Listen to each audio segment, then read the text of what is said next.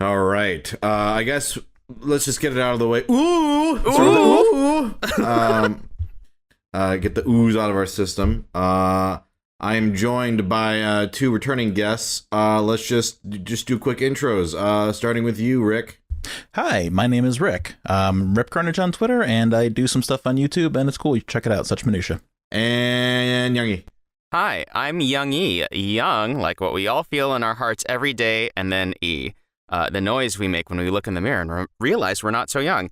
I do voice acting, I do scripts and stuff. Watch Legends of the Galactic Heroes. It's one of my favorite shows, and Sungwon's in it. Yeah, although not in the past the second one or whatever. So anything past that, fuck it. No, I'm just kidding. Wow. You should watch the whole thing. Do you go E when you look in the in the mirror and you realize you go E? Not like that. Not so. How do you do it? I would like a take and go. Give me an ABC take. Okay, and cool. Go. E.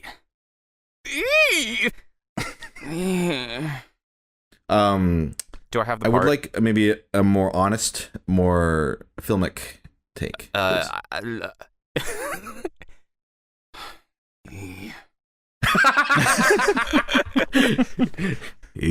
was like, pretend you're in The Last of Us Part 2. Yeah. Take cover. That's great. Take cover. Okay. So we asked Twitter for some shit. Why don't we start with you, Rick? Pick a topic from Twitter. So there was one topic in particular, and we got so many great questions from the listeners out there. Thank you all so much for contributing. It was hard to decide on just one, but I think the one that cuts closest to the core of the spirits of the conversation that we're going to have is the size of a fictional character's penis. And I would just like to say that I think that Luigi's got one hell of a hog. You think Luigi's got a hell of a hog? I think Luigi's hanging dong. Okay. Wow. Youngie, how big do you think Luigi's dick is? Do our units of measurement apply to like Mario Land? What are you talking about? It's the same measurement. I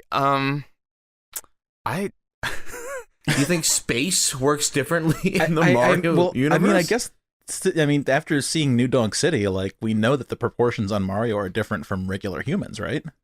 It's true. I But feel Mario's like, also bigger, like, all around, kind of, bigger dimensions. I feel like So- in keeping with Luigi's Luigi-ness, I actually feel like he'd probably be a little more modest, like, average, maybe like a good, like, 5 or 6 inches. Okay. So, What's this conversation? let's take, like, Mario, Luigi, Wario, Waluigi, and think, who has the biggest dong to smallest dong? I think Wario's got a big fat cock. Yeah. And he knows it, and he uses it all the time. Uh-huh. I think on Waluigi what? has the smallest penis. Absolutely. I could see I feel like that. Waluigi is rocking a chode. Yeah. You think so? Okay. Yeah. And also, for those listening, this not to say like size matters. As again, it's not like small penis, big penis. What's important? But I think that I personally think Waluigi has a small penis and is very preoccupied with it, very like self-conscious about it, and that would make sense. I actually feel like Bowser's the one who has the chode, and Waluigi, being the character he is, has like an inverse penis. Ooh, Oh, interesting. I see. Interesting. Yeah.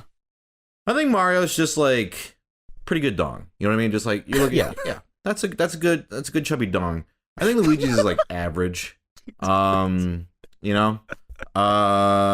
So I'd say it'd be like probably Wario, Mario, Luigi, Waluigi. How about you guys? What do you think? What is your ordering from dong to ding? I'd gotta say, like, Luigi, Wario, Mario, Waluigi. You think Luigi has a fatter cock than I Mario? think Luigi is fucking packing. I'm telling you, like, he is just the. I mean, he's played for laughs. He's the clumsy brother. He's in his brother's shadow. This and that. But you just know that when he pulls down his pants, like that thing's a beast, just hanging down to his knees. Oh my God. What is Max's verdict on this? Has this never been brought up? That's a good question. I don't think I've ever asked him. I am amazed. I mean, I'm sure we've. I guess not. Well, okay, Youngie, how about you? I'm sorry, who were the characters? Mario, Luigi, Wario, Waluigi. Please imagine their dongs and rank them from biggest to smallest.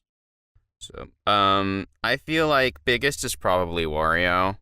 Yeah. And then Mario, then Luigi, then Waluigi. Yeah, that's exactly where I stand. All right, yeah, I think that's about right. I'm glad we agree and on this that. episode is demonetized. All right. Youngie, what's your topic you want to bring up?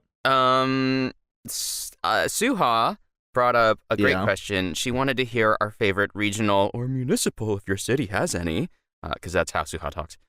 Foods, board games. I've never heard of municipal board games, but I believe they exist. Writing and storytelling. I was going to say foods and storytelling is what I immediately thought of.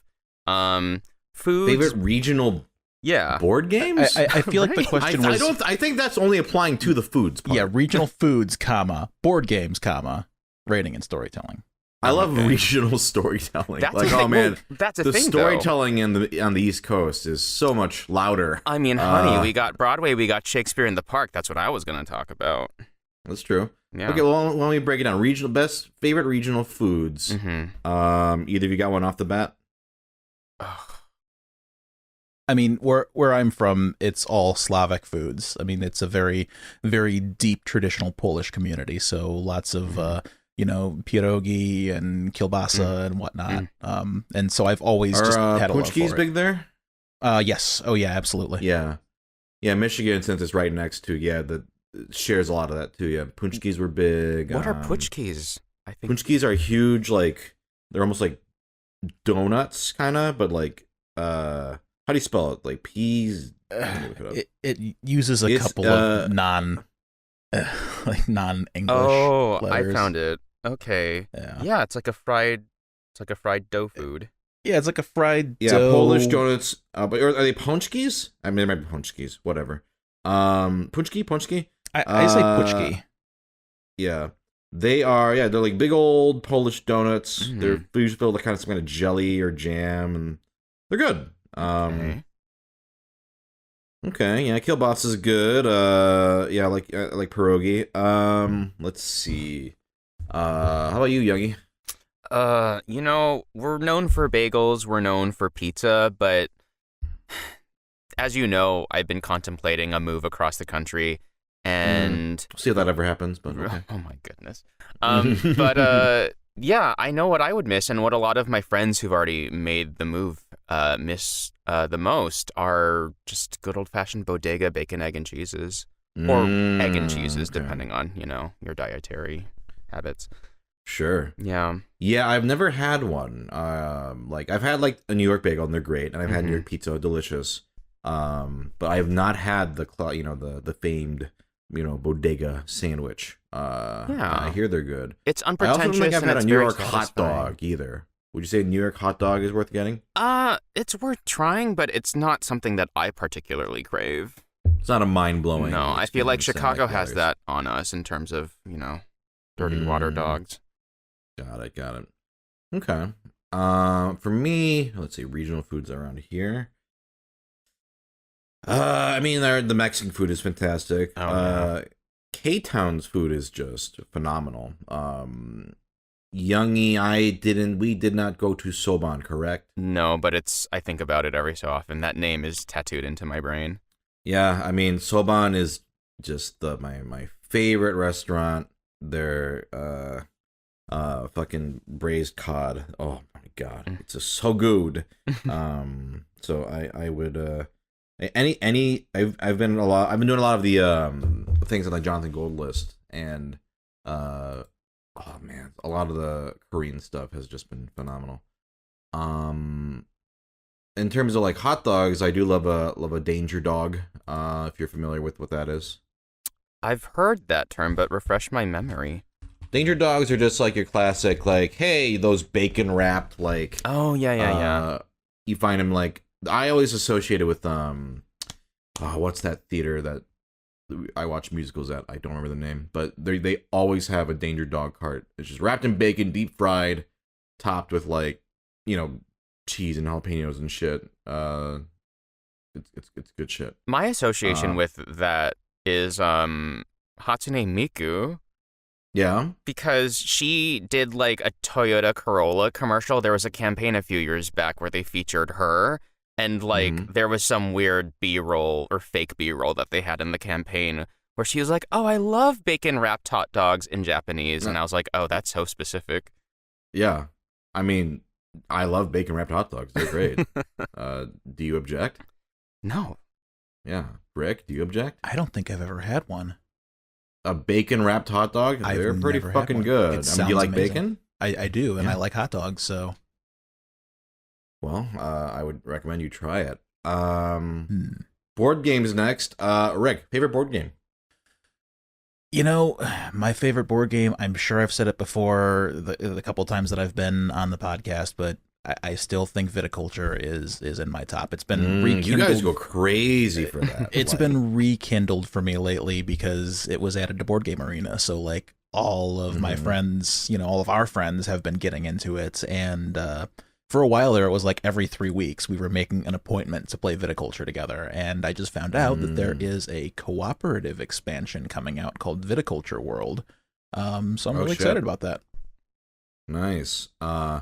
I have been, as you guys have been sucked into Elden Ring, I have been sucked into Arceus, Pokemon Arceus. So I feel like my board game arenaing has been it's been lacking lately. But I just noticed they added Great Western Trail, which is a great game. I don't know if you've played it. Right? I need to play that with you because I've played it one time and I did not like it, but I've wanted to play it again. Interesting. I don't know if you'd change your mind, but what about it did you not like? I didn't like the disconnect between the mechanics, and I understand that that's a big reason why people like it because it does so many things, but I felt like it did too many things and they didn't gel very well for me. Again, I played it one time, and I don't like to judge a board game off of one play, so I'd like to play it again sometime and see if my opinion has changed. Or, that was also several years ago, so maybe my tastes have changed.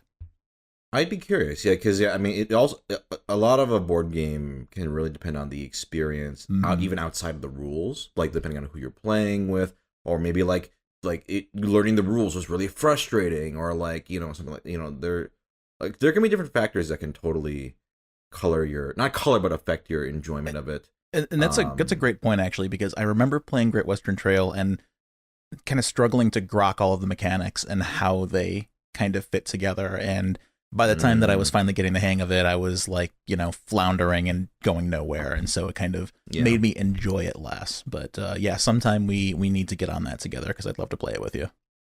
Yeah, those denser games, because it's definitely a dense one. I have the benefit of being a genius, of playing lots of games. Like, do you know my count now? At this point, roughly. Where are you now? Yeah, don't check. Just guess. This is how many board games at the time of this recording, which for the listeners is going to be way later. But do you think I've played to date? Is this going off of like a geek list? No, just how many board games in general have I played. I guess, Youngie?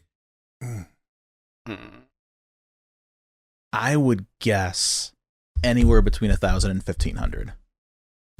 Take a swing. Take a guess. We'll go 1,300 because I feel like it's on the high end. Okay, Youngie, how about you? Let's see who's closer. I don't like 300. You think I've played 300 games total in my life? That's fucking cute. Oh, that's hilarious. 1,109 to date. Wow. Yeah. So, like, I at this point, just because I've played so many, I rarely come across a game where I'm completely lost. The only games that have managed to make me feel that way still, Food Chain Magnate. Have you played that one, Rick? Oh my god, that game is a fuck. I hate that game. Yeah, I was not fond. I was not fond of it. Did not like that game at all. That is just beyond. And then some of what's the designer's name? fucking Vital Lacerda. He does like the Gallerist, Lisboa on Mars. Those can be a little much, but for the most part, like, you know, Great Western Trail, I think if we sat down and I also need to refresh I only played it. I haven't played it in years, and I think this might be even be the new version too. So there might be some tweaks to it. But I think if I broke it down for you and you played it your second time, you might enjoy it more, because that's how Wilco felt about Feast for Odin. He really didn't like it at first, but the second time, I think he liked it a lot more. And you didn't like it, or did? I did not play Feast for Odin. Oh, you did not play it. Okay, got it. No, I heard excellent things from my friend, but I never got around to trying it. It's really, really good. Youngie, your favorite board game that you've played? Probably Don't Stop, just because I'm better at it than the two of you. Wow. It's also called Can't Stop, so clearly you really love this game. I mean, when you're good at something, you kind of own it, and so you can adjust things to your liking. Are you good at it? Yeah. How? You're good at rolling dice? I feel like I've just won a lot. Yeah, and luck is on my side. There is a risk management factor to it. Because whenever I play with you and Wilco, you're always like, trying to like blow your load all the way, like in one go. And I play things a little more reasonably. I feel like I put in a little more subtle strategy. Oh, I see. Anyone else? So you play Can't Stop on easy mode. Got it. Yeah, you play baby bitch mode. Got it. Wow. That game is only worth playing if you win it on your first turn. No, I disagree. Board game gatekeepers, the two of you. I won't gatekeep games, so accept that one. That one, you're a coward. You're absolutely a coward. Okay, so we went to how about writing? Any good writing lately? I mean, any medium, you know, doesn't have to be necessarily a novel. You know, great. No writing, huh? Go ahead. No, I bought a book recently that's based. It's by the guy who has a YouTube channel called The Dictionary of Obscure Sorrows. Okay. Have either of you heard of this? No. What is this? So he has a YouTube series where essentially he makes up words to fill in the gaps in the English language where there are feelings or ideas that don't exist as actual words, and he actually builds them with a solid foundation. He has an etymology behind why he makes these words, but he published a book. He published these in book form, and it's literally a dictionary. One? I do. It was I believe it was Klexos, and the word means, so it's I don't know if you guys experience this or not, but like the feeling of looking back in your past and regretting something, or wishing things had gone different. I have no idea what you're talking about. Well, this word in particular is about taking those experiences and learning from them. It's the idea that you can make yourself stronger based on those negative feelings and turn them into something positive. So that's one that stood out for me. But it's basically just that for an entire book, and it's an absolutely beautiful book. The author he's a fantastic writer. It's well worth your time. His name is John Koenig. Okay. I like that concept a lot. Like, and going on Klexos, like, yeah, I'm the type of person where if I make like a really big mistake or something, or I definitely like sort of beat it into my head of like, okay, just next time, just do not let this happen, or try your best. Like, learn from this, instead of just going boo-hoo, boo-hoo, it's too late, right? Just make sure it doesn't happen again. I think that's a great one. I'm looking at the website right now, and there's some watashiato, curiosity about the impact you've had on the lives of the people you know, wondering which of your harmless actions or long forgotten words might have altered the plot of their stories in ways you'll never get to see. That's deep. Damn. Okay. It's a very beautiful read, actually. I mean, he's got just a very empathetic and loving style to his work that makes it easy to read and easy to relate to. So highly recommended. Huh. Damn. Yeah, this is pretty awesome. Okay, Young, how about you? Mine is actually a recommendation that you gave me. It's Which called The Characters Taught Me Everything by Megumi Hayashibara, who is the seiyuu for many characters, but, you know, some are like Ranma, Saotome, Rei Ayanami from Evangelion, Jessie from Pokemon, Faye Valentine, you know, the list goes on. But it's just so refreshing to hear from the perspective of someone else who's, you know, worked in the entertainment industry, specifically as a voice actor. Mm-hmm. And what I like is how genuine she is and unpretentious. Sure. I think in the foreword, she's just like, this isn't going to be another book where it's, wow, look at all these roles I played and how great I am. You know, it's so interesting because she starts chronologically with, you know, her beginnings in this industry. And there's so much interesting, like, historical and personal context. And also, she's very understanding, I think. She has a section that's my favorite where she talks about, like, how she doesn't really understand social media and it can be very discouraging and a lot sometimes. And so whenever you get bogged down by social media, just watch Ranma One Half. Yeah. That's great advice. Yeah. I highly recommend that book to anybody listening. Like, as an actor, I think it's deeply inspiring because she is, in my eyes, an absolute legend. Oh, absolutely. Untouchable. And to hear her talk about how she even, you know, in her later half of, I want to say half, like the later, like more recent, you know, roles of her career, she still feels some of the insecurities and stuff that, you know, you and I, you know, both feel as actors, right? So it's like, while it's weirdly reassuring of like, oh, this is not an uncommon feeling, and it may never go away, but it's like, but the fact that someone that badass also feels this way, it's like, oh, I feel better about it. It's very reassuring. Exactly. And it's nice to see that other people, because I know for me, even after I finish, you know, a contract and, you know, leave a role behind me, I still think about what I learned from it and my process and, you know, how it impacted me personally. And so it's nice to see, you know, in memoir form, someone else do the exact same thing. Yeah, that's a great answer. For me, what I've been reading recently is actually something that was recommended to me years ago, and I'm finally going through all of it. And that's Tezuka's Buddha. Are you familiar with this, Rick? I am not. Or no, Osamu Tezuka? Mm-mm. Osamu Tezuka is the creator of like Astro Boy and like you know okay, considered the god of manga. You know, like he basically is one of the forefathers, if not the forefather of manga. And actually, our friend David this was back in maybe, oh god, my high school years, maybe early college years, was like, you should read Buddha.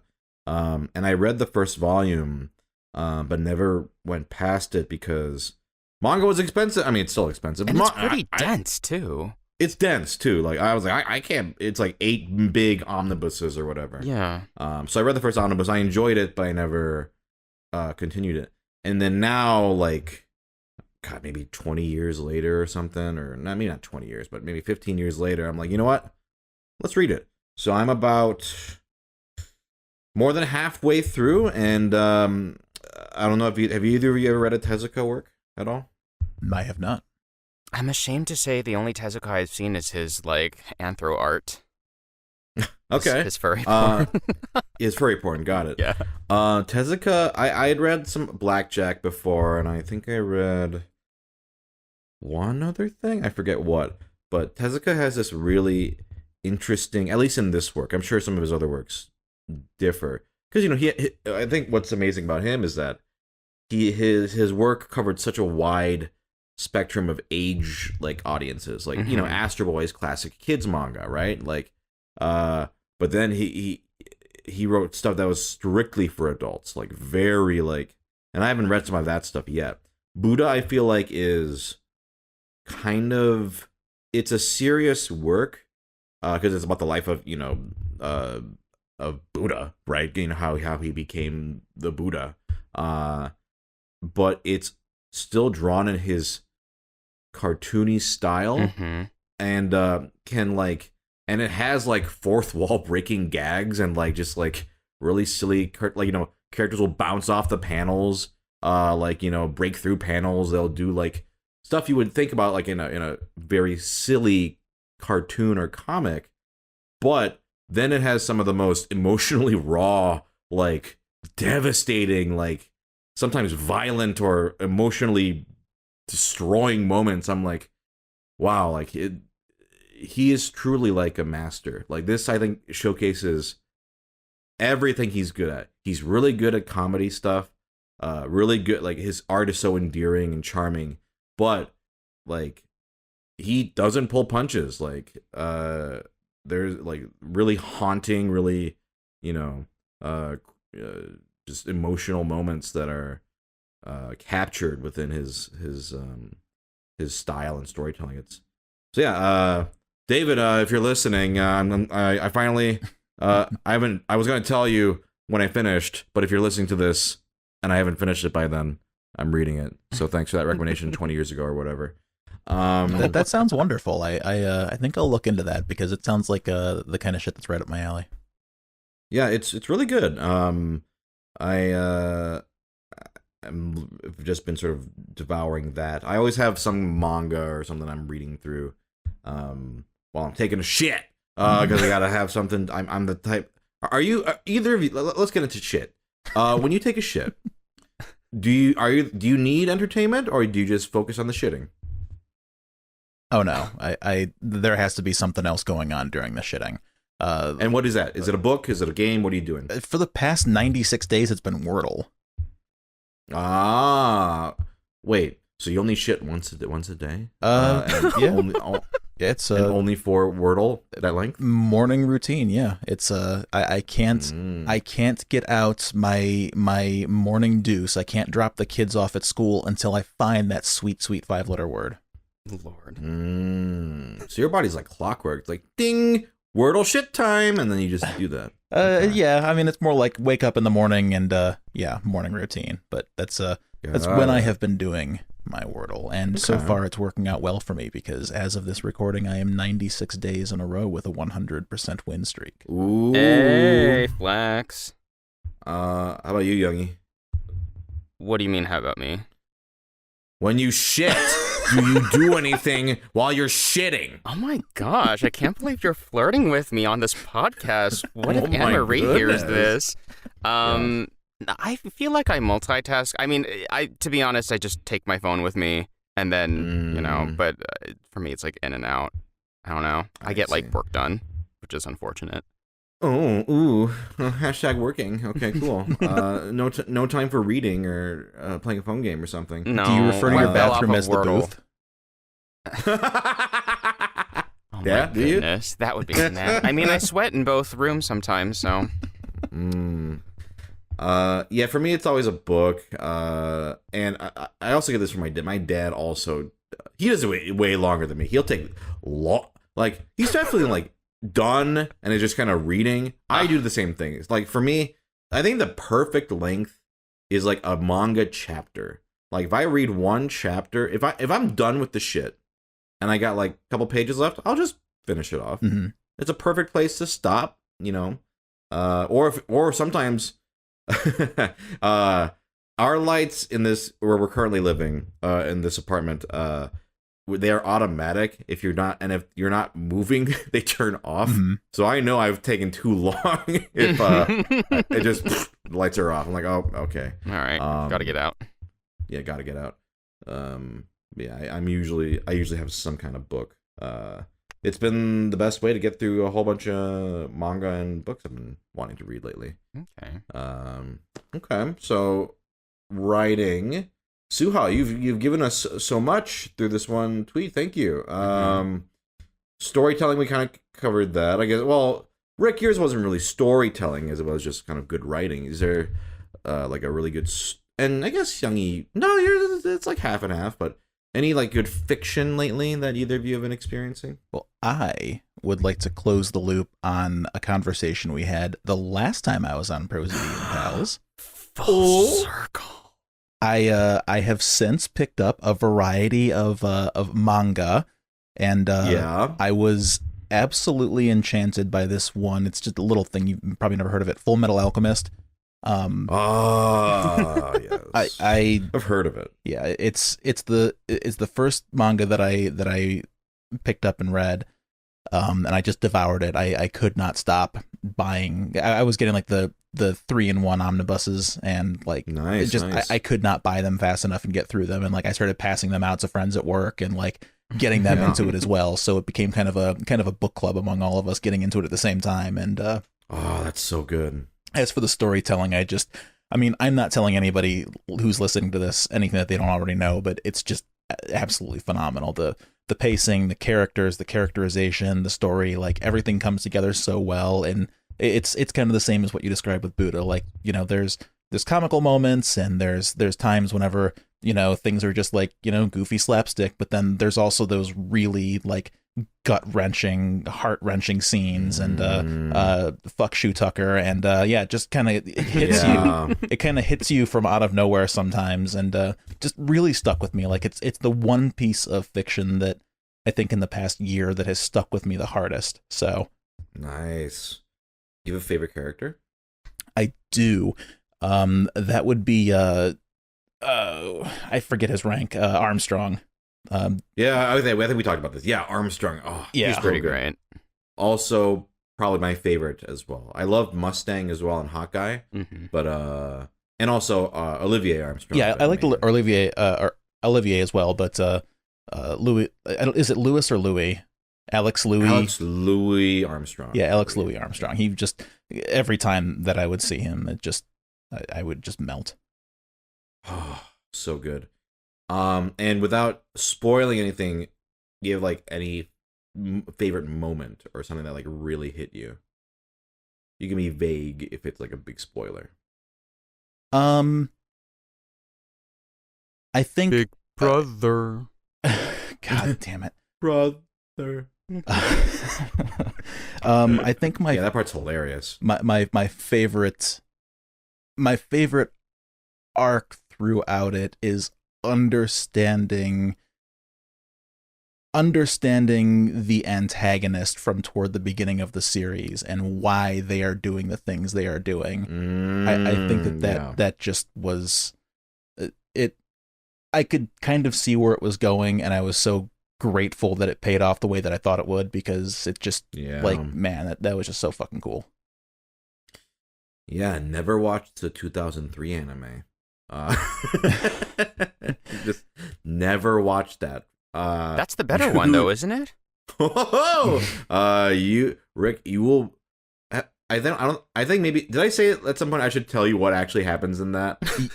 Yeah, you did. I'm about halfway through Brotherhood, and I do intend on going back and watching it, fully understanding that it is that it's shit. Oh, you are going to watch the 2003 anime. I would like to watch it just because I feel like it's the level of bad that would be entertaining.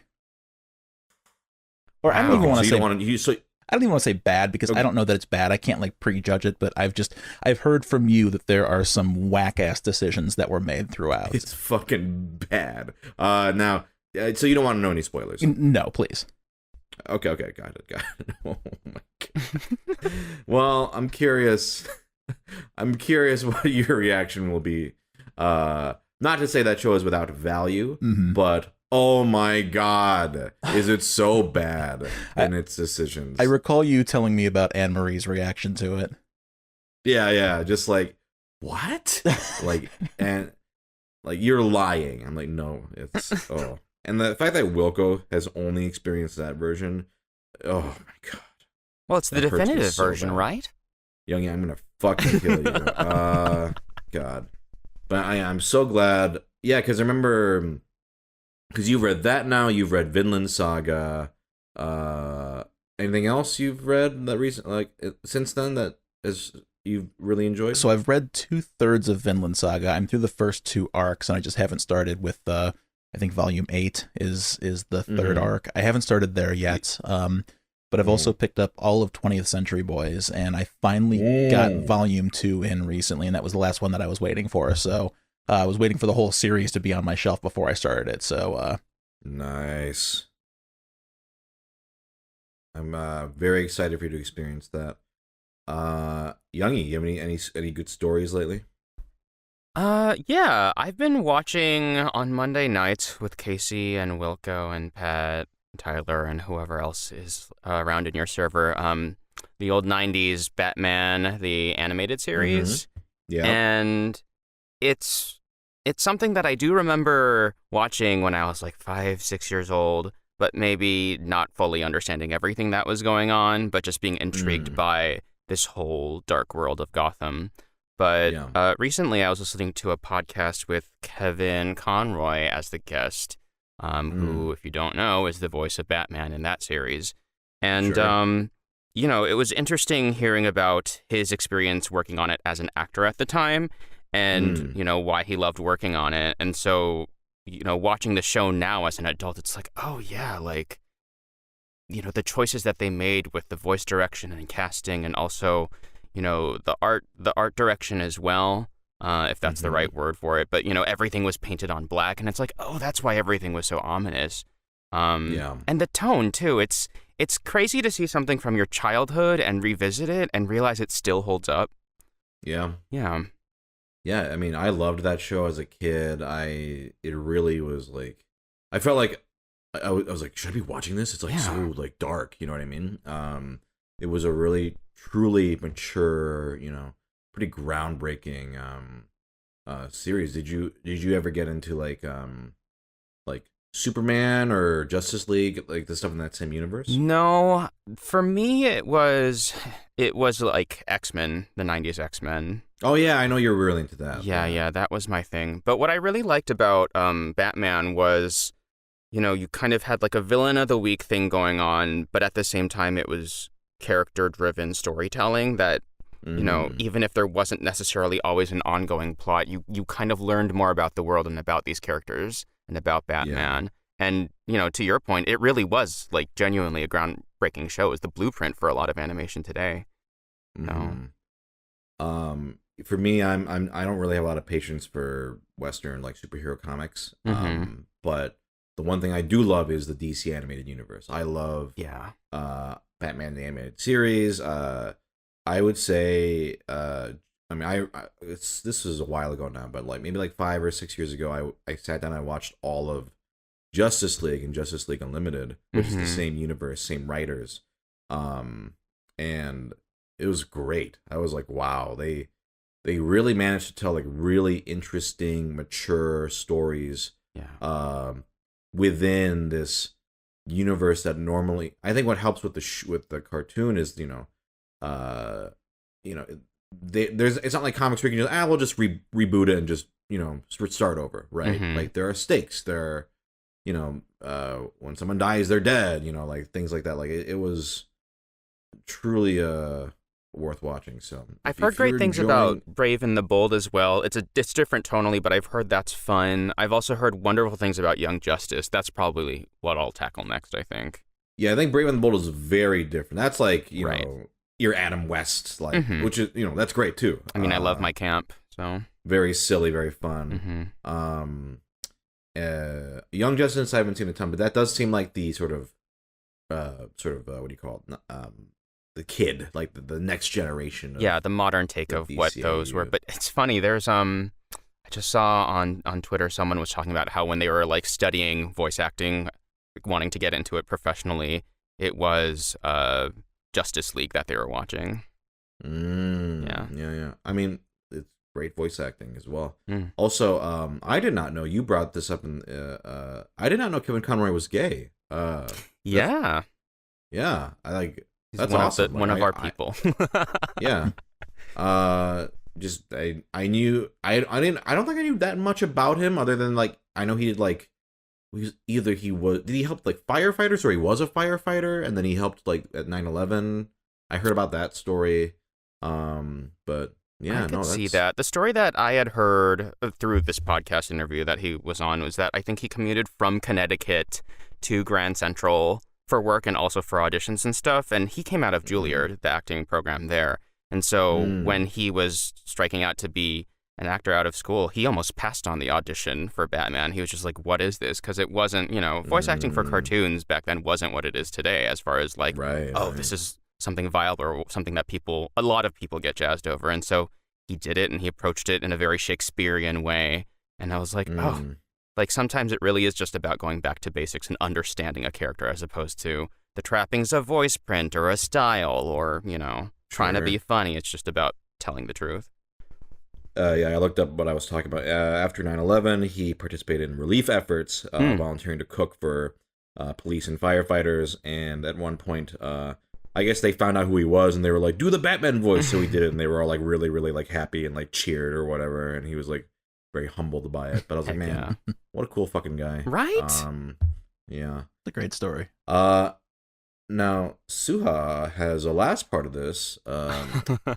Maybe Youngie and someone peer pressuring Rick into BO. I mean, Rick, have you ever had any thoughts about performance at all? Yeah, I actually have. Okay. And in what regard? Like voiceover or theater or what? Voiceover, I think. So I play with our friend David adventure games on YouTube. We do adventure game Let's Plays, and one of my favorite things about doing that for the past, I think I've been doing it for like a year and 4 months at this point. And one of my favorite things about that is whenever there's like a journal or some kind of a big block of text that I have to read, and just doing that kind of made me realize that, I kind of really enjoy doing that like audiobook voiceover type thing. So I've had a few things that I've been just kind of practicing with on the side, but it's something that I'd definitely be interested in exploring more. Nothing that I've like, taken any classes for or taken any real steps toward, but still something that I've done some, just practicing on. For you, like, let's say you do decide, because I've always tell people who are like interested in voiceover, like, some people will really want to make it a career. Some people are like, I just want to do it and have fun with it. For you, where do you see is it like, do you want to see like, oh, maybe I want to one day do voiceovers for animation or audiobooks or commercials or whatever, or what are sort of like your aspirations, I guess, I think if you decide to pursue it? I think I would enjoy doing audiobooks specifically, like that that particular style. I don't really fancy myself as much of an actor, but I do really enjoy, reading those stories out loud, putting emphasis and emotion into it. So I think that's where I'd like to land. I mean, it's the kind of thing where when I consider it at this point in my life, it's like, I've already got a day job, I'm stable, I'm steady. So it's the kind of thing that I would just kind of do on the side and, maybe kind of lean more and more into. But I think that eventually going like full freelance and being a voiceover artist would be pretty fucking dope. So it's a low key goal of mine in the next few years to really kind of dig into that and explore it a little more. Hell yeah, I never knew this. Is this? I assume you then maybe mentioned this to Suha, and that's why she mentioned this. I've mentioned it once or twice offhandedly, like in Discord chats. Gotcha. So, and I've actually talked with David about it before, and he gave me his blessing to do a little bit of practicing using his book Theo and the Whirlwood. So that's something that I've kind of thought about putting something together there and maybe releasing it in podcast form or something. Nice. If you ever have any questions about it, let me know. And Youngie, I'm sure Youngie will also extend that courtesy as well. But no, it's competition. I don't gotta pay up, pal. No, yeah. If you ever have any questions, I would love to, dispense whatever advice I can give. So I appreciate that. Feel free. I mean, do you have any right now? I don't. Okay. Yeah. Mostly because the kinds of questions I have are the kinds that you have undoubtedly already answered in your "never ask me these questions again" videos. Since you are my friend, I don't care.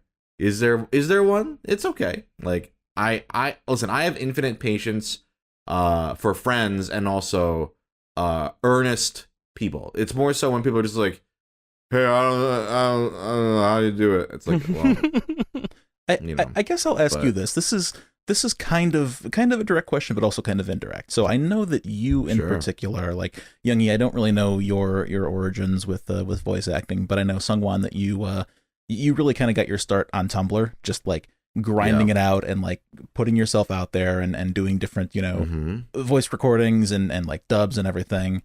What do you think the modern day equivalent of that is? Like if young Sungwon was getting into it in 2022, what vehicle would you be using for that? Twitter and YouTube. There are people who still do it, do what I did, and get a good attention. Because actually, Youngie, did you see that tweet of Gaston? Did you see this tweet? No. That's all I'll say for now. If you don't. Okay. No? I'll have to look that up later. No. No, I can find. It was something along the lines of. Let me find it.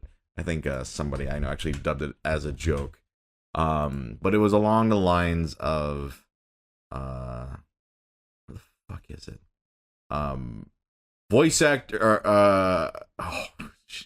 This is great podcast material. What was this tweet? Let me see if I can find the tweet. I think I remember somebody retweeting it, but it was basically poking fun at people who dub these things. Like, how can I laugh if there's not a voice actor version that doesn't add to the joke at all, or whatever? Which kind of made me chuckle because clogged. Okay, it's how can I laugh at this? There's no VA reading out the text and adding nothing to the joke. Which I'm sure I know a lot of voice actors were like, yeah, I thought it was funny, but and but I also did those back in the day. To be fair, I did add some jokes to some of my stuff. I didn't. You altered the material. I did alter the material or make it or enlighten it, I think, but right, just like I changed the name of Can't Stop to Don't Stop. Exactly, yeah. You really added some flavor to that. Yeah. So yeah, to answer your question, I think Twitter would definitely be like, I still see people doing that now. And because Tumblr's dead. Just because it's all you have to really do is just, take the image or take the comic, splice it up, just record it, make it a video, and put it up there. And yeah, there's that. They also, I'm sure, put them up on YouTube too.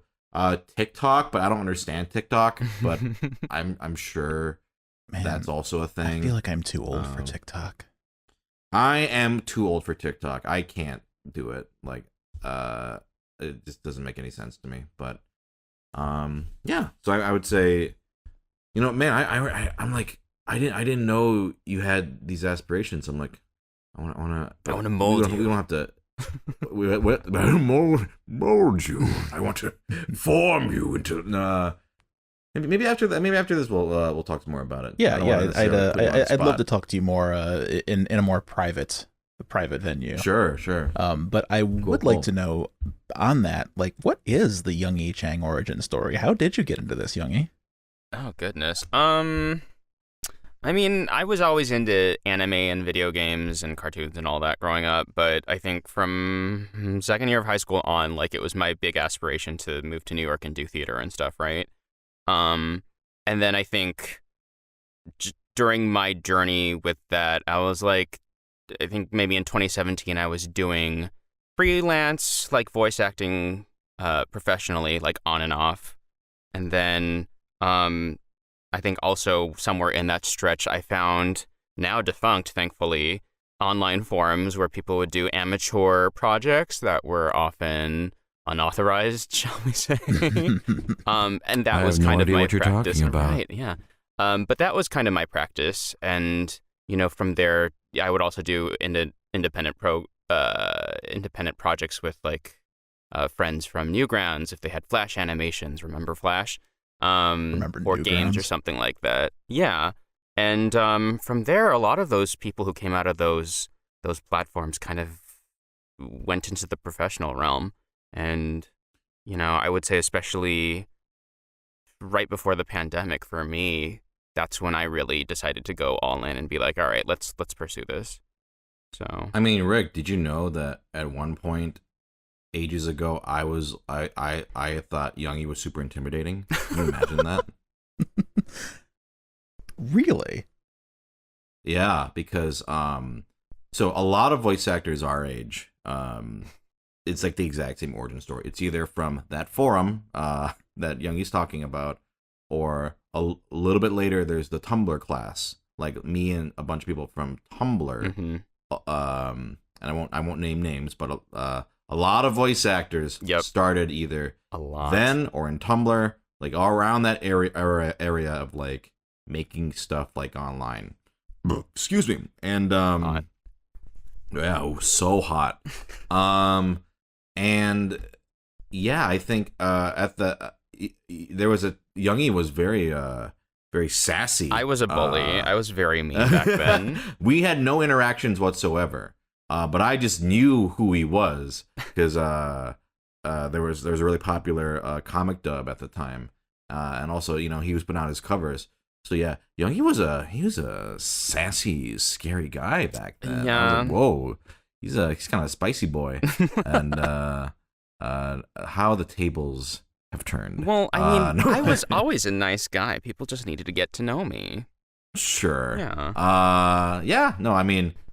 We just sort of met, and I don't think I mentioned this until maybe later or something. Mm-hmm. The sort of thing, because yeah, I mean, a lot of people, even now, I'll meet an actor and be like, oh yeah, I was so and so, this username. It's like, oh, yeah, wow, okay, for real. Yeah. The other year, there was someone who I was in a production with. He was like, yeah, you bullied me, and I was like, oh no, I'm so sorry. Oh boy, that's so funny how our initial experiences with Youngie are so different. I mean, granted, yours was in more of a professional sense, whereas mine was in more of a social sense. But like, so I first met you, Youngie, probably a year and a half or 2 years ago, like on a charity board game stream of some kind. Like, I think that's the first time we really interacted, and I got to talking with Suha sometime after that, our friend Suha, and she says, "Oh, it's just so weird for me because so many of you have your own social circle, and I feel like I'm kind of like on the outside of it." And I said, well, you don't need to feel like that. I said, I've known Sungwon and Wilco and David and Max for so long. And she goes, well, and Youngie too, right? And I said, no, I just recently met Youngie. And she goes, you're kidding. You guys sound like you're just old friends. Like, oh yeah, he's a cool guy. He's easy to talk to. Like, so to hear that you were super intimidated by she thought that Youngie was part of that circle. She thought that Youngie was part of like the OG Mario fanfic circle. Yeah. No, I'm Mario illiterate. Yeah. No, he's not worthy of Mario. He doesn't even. Yeah, I only think that Super Mario RPG is a way better game than Paper Mario, but. I will say that that is it does say a lot though about how because Youngie just fit right in. I mean, again, the whole pandemic period of me basically mashing a bunch of different friends into a circle and seeing who stuck and who didn't, and it was just very interesting. Like, yeah, it was funny. I was talking to Dave not that long ago, and he was like, "Yeah, remember Youngie in his first appearance on that stream?" And like, I don't know if you remember this, Young. You were like back in that first stream. You were like, yeah, just kind of playing it cool, sort of. Oh, hey guys, yeah. and now it's ooh, ooh, like it's called code switching. Okay. Yeah. You're like, oh yeah, I'm just the cool guy who's like here for Secret Hitler. And now it's ooh. I'm just glad I've seen the growth. Yes, the true me. Yeah. I mean, for me, a lot of people, the true me is when I start to make fun of you and start cackling at you. Yes. Yeah. So it's a similar thing. For me, a lot of people, when they first meet me, they think, is he tired? Is he mad? I was at a con not a couple days ago, and we were just in the elevator, and then someone walks in and unprompted just looks at me and goes, "Are you okay?" I'm like, "Yeah." I mean, so you look tired. I'm like, it's my default state, I guess. Like I was perfectly I was fine, but I just guess I have tired bitch face. I guess I don't know. But, No, I feel that. I used to get that a lot, and I would say I have active bitch face. Yeah. No, it's. So. But as far as like how we all got along and stuff, I think that's also a testament, not to just how cool we are, but, but also your like the way that you curate your friends and suss out like, oh, would these people get along? Like, are these people chill? And yeah, because it really does feel that way, and it felt that way very quickly. It was just like, oh, like these are people that I feel like I've known for a long time. Yeah. I think it's been great. Like, I think without the board game charity stream, I think Youngie, you and I would have eventually become like friends, because we were always like, I always noticed you. Oh yeah, interest in board games, and I knew you liked food, and we were gonna meet. We were gonna meet in New York at one point, but I think it was doing that stream, and it helped accelerate. It's like Rick, how Rick said, like for some of us, we've only maybe really gotten to know each other over the past maybe 2-3 years or whatever, but it feels longer than that. But I think it's because it's such a concentrated period of intensity, like going through that.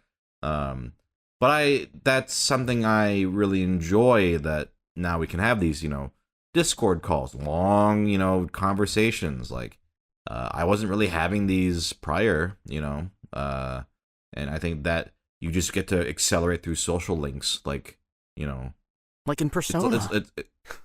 Persona, which, funny enough, was the comic dub that was really popular, and I was like, ooh, those guys are so cool. One day, I joke, but huge inspiration for me. That I was like, oh man, I want to make stuff like that. Funny stuff like that, and that's what started. It's a testament to the comic timing of Sapphire, aka Cassie Wulu. She was the one who put that all together. Yeah, she's fantastic. Yeah. And it was definitely inspired me back then, and it was funny. I think she and I had a conversation, and we're like, she said something along the lines like, oh, like, that was very, like, I don't know, inspiring or whatever for me. I was like, well, you inspired me. Like, I guess that I'm happy to somehow return the favor, I guess, I don't know. You never know, right? Where our crazy paths go in this life. But yeah, shit, we're getting close to the hour. Before we, I do want to continue a bit, because did we even have Rick? No, Rick, you did the dongs. Yes, that's right. Yeah, I had 5 minutes of dong, and other than that, it's been 40 minutes of Youngie. It's been the Suha hour. Suha's multi-art 20-part question. Rick, pick one more. It doesn't even have to be Twitter, but if there is one on Twitter you want to do. So there is another one, and this was brought up a couple of times. The question was favorite quote at the moment. And there's one that I heard very recently from a gentleman. He's a reverend at a local high school, and he does a lot of teaching on like diversity and equity and whatnot. And so we've been talking to him at my workplace, and like trying to really ramp up our efforts to actually have like a diverse team and a really inclusive culture in our organization, because I mean it's old and white, and we want to change that on a high level. So we've had this reverend in, and he's a fantastic speaker. He's just a really down to earth, empathetic guy, easy to talk to. But he was talking to us, and he put this quote out there. I believe it's by John Maxwell, according to the Google. Change is inevitable, growth is optional. And I like that quote because there are so many people, in any walk of life, that are really resistant to change. Things being different, things changing, passing by them, when they don't necessarily want them to change. But it's going to happen. The world is going to change. And in a lot of ways, our culture is changing for the better in subtle ways. It's obviously not there yet, but in subtle ways, there are changes for the better, and it's going to change no matter what. The question is, are you going to grow with it? Are you going to adapt to it? The best thing that you can do in response to a change, in my opinion, is to learn from it and adapt and grow, because it's going to happen. There's nothing stopping it. Yeah, no, that's great. Yeah. Yeah, and also very, very relevant to times now, you know. Youngie, do you have a quote that comes to mind for you? Yeah, I guess maybe it's less of a quote and more of a mantra, but it's something that I've internalized, and also something that you brought up during a heart-to-heart that we had with Sapphire. But I remember at some point, and you told me this too, I think privately, you said it's a matter of time, and it was, the context was talking about career success and that sort of thing. But I think in general for me, it's been incredibly grounding, because like, even though life is very short, in fact, at the same time, I think you have to remember that, you know, some things, whether it be career, like creative pursuits, endeavors, whatever, you have to be in it for the long haul.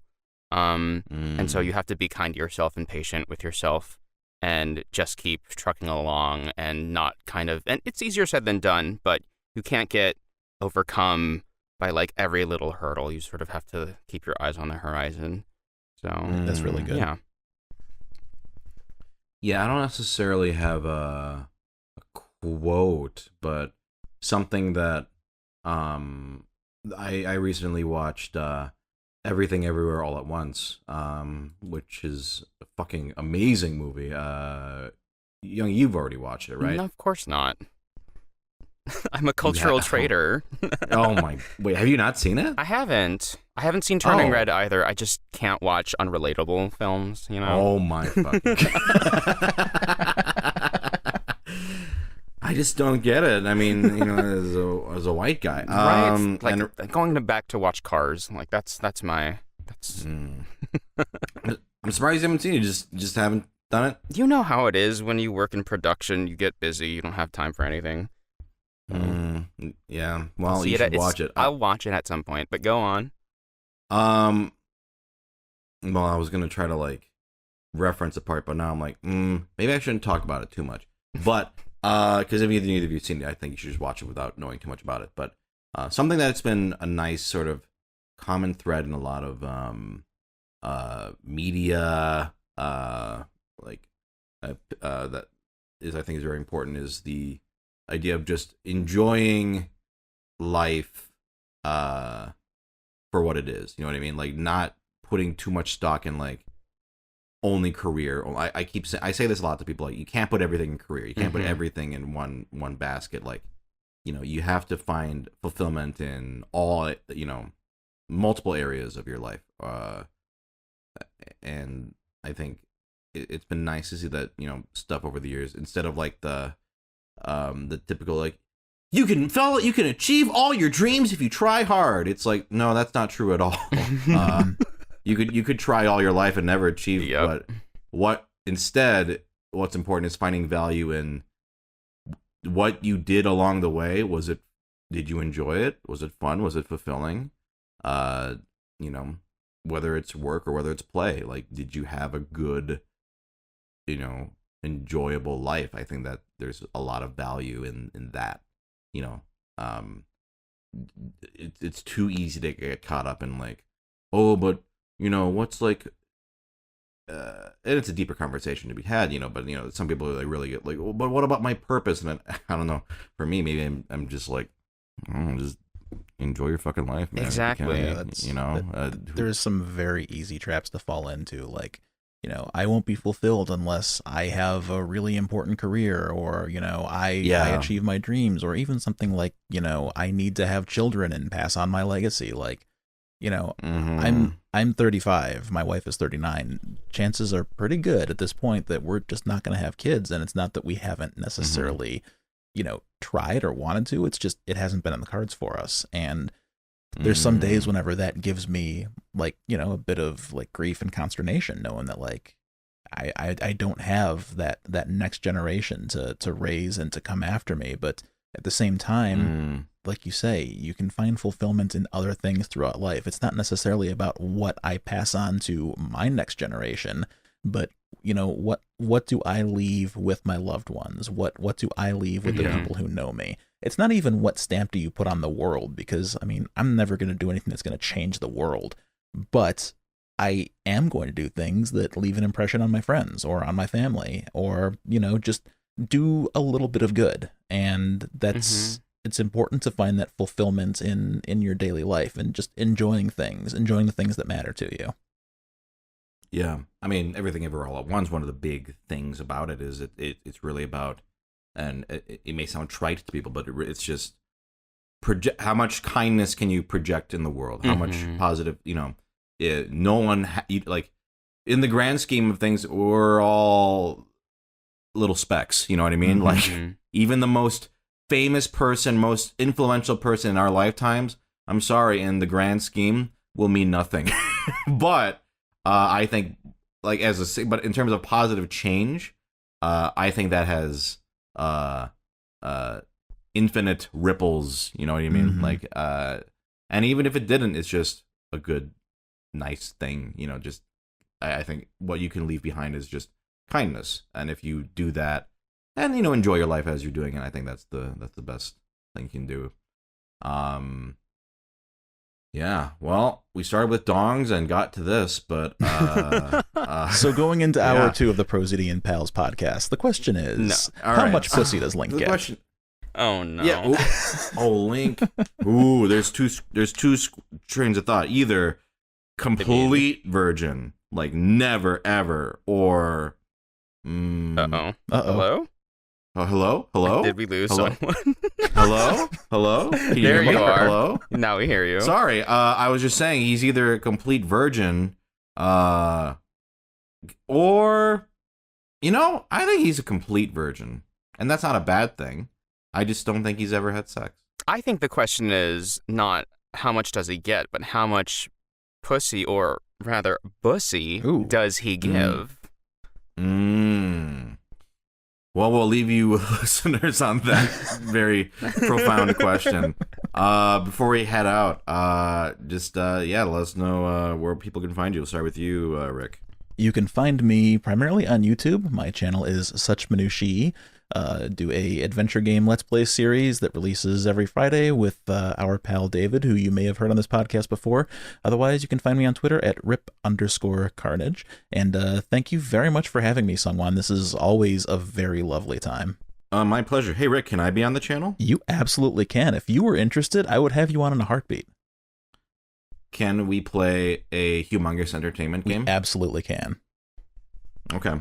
Let's talk about Let's make that happen. Youngie. People can find me on Twitter at CHANG. And again, I do voice acting and writing. At the time of this recording, I'm working on season 3 of Legend of the Galactic Heroes, Dinoya Tesa, which is on Crunchyroll. So please check that out. It's one of my, that's my Titan, my hero, my, alchemist. Okay. Yeah. That was a weird, my Titan, my hero, my alchemist. Well, thank you both for being on, and I'll for sure have you on again in the future. Bye. Thanks. Bye.